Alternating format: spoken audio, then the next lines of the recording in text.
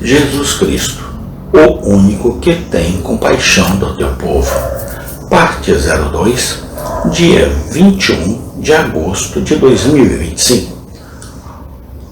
O Rei Eterno tornou-se uma criança. Diga a Belém quem teve compaixão.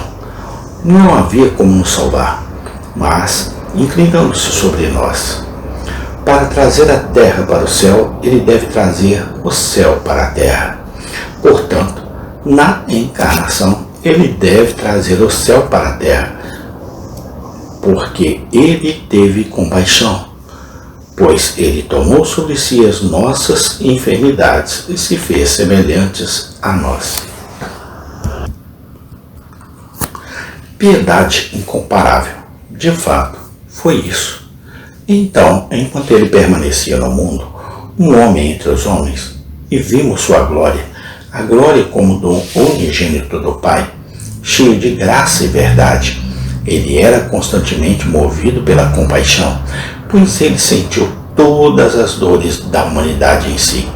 Ele tomou as nossas doenças e carregou as nossas dores. Provou ser um verdadeiro irmão com sensibilidade humana rápida. Uma lágrima trouxe uma lágrima em seu olho. Um grito o fez parar para perguntar que ajuda ele poderia renderizar. Sua alma era tão generosa que deu tudo o que tinha pela ajuda daqueles que não tinham. A raposa tinha sua toca e o pássaro seu ninho, mas ele não tinha morada. Despojado até mesmo de suas vestes, ele foi pendurado na cruz para morrer. Nunca alguém tão indigente na morte como ele, sem um amigo, sem sequer um túmulo, exceto se um empréstimo pudesse encontrá-lo. Ele desistiu de todos os confortos de vida. Ele deu sua própria vida. Ele deu a si mesmo para provar que ele era movido de compaixão. Acima de tudo, vemos como ele foi movido com compaixão em sua terrível morte. Muitas e muitas vezes eu contei esta história. No entanto, esses lábios ficaram mudos antes de cessarem de reiterar as velhas e velhas novas. Deus deve punir o pecado, ou então ele renunciaria ao governo do universo. Ele não podia deixar a iniquidade passar impune sem comprometer a pureza de sua administração. Portanto, a lei deve ser respeitada, a justiça deve ser vindicada, a retidão deve ser mantida, o crime deve ser expiado pelo sofrimento. Quem, então, deve suportar a penitência ou fazer a reparação? A terrível sentença caída sobre toda a humanidade. Quão longe deve a vingança proceder antes que a equidade seja satisfeita? De que maneira a espada faz homenagem ao cetro? Os eleitos de Deus devem ser condenados por seus pecados? Não. Jesus é movido pela compaixão. Ele entra, ele assume, ele mesmo, o chicote erguido e seus ombros cobertos de sangue. Ele descobre o seu seio a espada polida e fere o pastor que as ovelhas podem escapar. Ele olhou e não havia homem, e admirou-se de que não era intercessor. Portanto, seu braço trouxe a salvação. Ele pisou o ovinho, pressione sozinho, e levou para que nunca possamos carregar. O justo de seu Pai irá. Perguntaram-vos o que significa a crucificação de um homem perfeito sobre o corpo de um criminoso. Cruz. Você pode responder. Ele foi movido pela compaixão.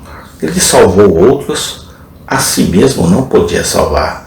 Ele ficou tão comovido de compaixão que a compaixão, por assim dizer, o devorou. Ele não poderia salvar nada da conflagração geral.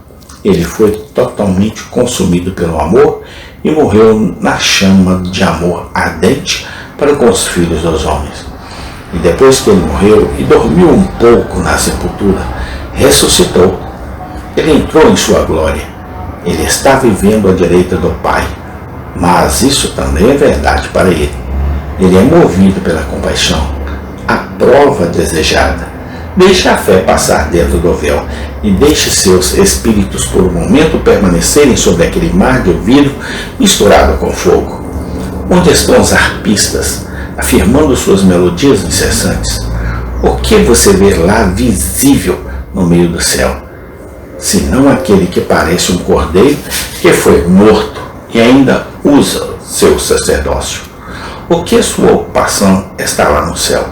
Ele não tem nenhum sacrifício sangrento para oferecer? Pois ele aperfeiçoou para sempre aqueles que foram separados. Esse trabalho está feito. Mas o que ele está fazendo agora? Ele está implorando por seu povo. Ele é o perpétuo deles advogado, seu intercessor contínuo. Ele nunca descansa até que eles cheguem em seu descanso. Ele nunca se cala por eles, mas defende o mérito de seu sangue. E assim o fará até que todos o que o Pai lhe deu estejam com ele onde ele está. Bem, de fato, nosso hino expressa isso. Agora, embora ele reine exaltado, alto, seu amor ainda é tão grande. Bem, ele se lembra do Calvário. Nem seus santos esquecerão. Seu terno coração se compadece de todas as tristezas de seu querido povo. Não mal uma pontada, mas a cabeça sente. Sente por todos os membros. Ele ainda olha para suas imperfeições e suas enfermidades, mas não com raiva, não com perda de paciência, mas com gentileza e simpatia. Ele é movido com compaixão. Tendo assim brevemente esboçado a vida de Cristo, quero que você se volte para 2. As passagens dos evangelistas em que testificam que ele foi movido com compaixão. Amém. Tem continuação. Louvado seja o teu santo nome, ó Senhor Jesus Cristo. Amém e amém.